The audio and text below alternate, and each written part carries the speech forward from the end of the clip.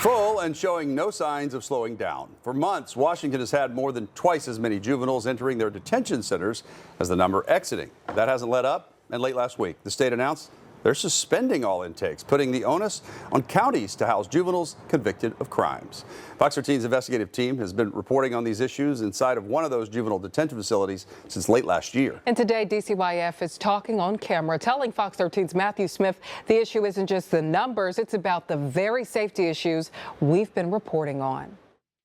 Incidences on campus that have led to violence amongst residents, violence towards staff, and those continued to increase and continued to be present and problematic and frankly not safe for our staff and for the young people we're serving there. It's a crisis for our state's juvenile detention centers. Both Echo Glen and Green Hill are beyond capacity.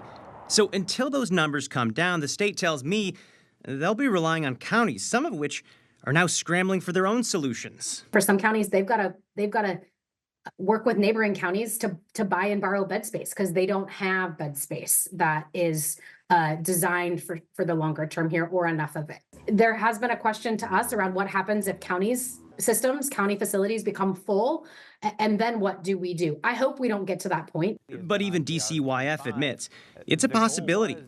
Counties aren't meant to hold kids for months on end.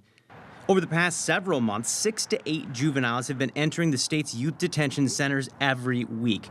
During that same time span, only 2 to 4 were exiting. Just drop to the ground, face first. More and more young people are being convicted of crimes and landing behind bars. 2 months ago, I went inside the state's facility in Green Hill to see what fixes were being applied to issues our reporting exposed. At that time, they had 229 teens and young adults inside.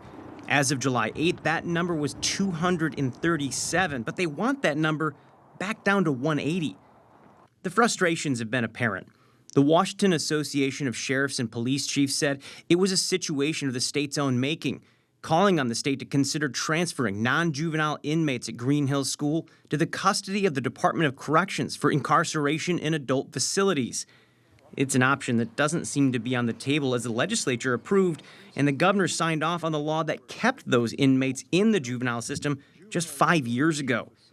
But the reality is the next legislative session is 6 months out, and this issue won't disappear. Has there been any consideration of, or is there a mechanism to request the governor to create an emergency session to address this situation? It has not been an option at this time that we've been able to explore in great detail or further. It is not an easy moment to be an employee in our facilities right now. And I want to acknowledge those who are showing up every day and doing this work. It's tough. It's tough in the agency right now. DCYF's long-term goal is to build more small footprint secure facilities. It's unlikely we'll see another facility like Echo Glen or Green Hill, but building anything takes time and money. And at that same time, taxpayer money is now being spent to fund counties that are providing care which is unlikely to match what DCYF at least intends to be providing. The cost of all this is still an unknown. We have reached out to the governor's office to see if they intend to get involved or if this could rise to the issue of a special session. We'll update you when we hear back.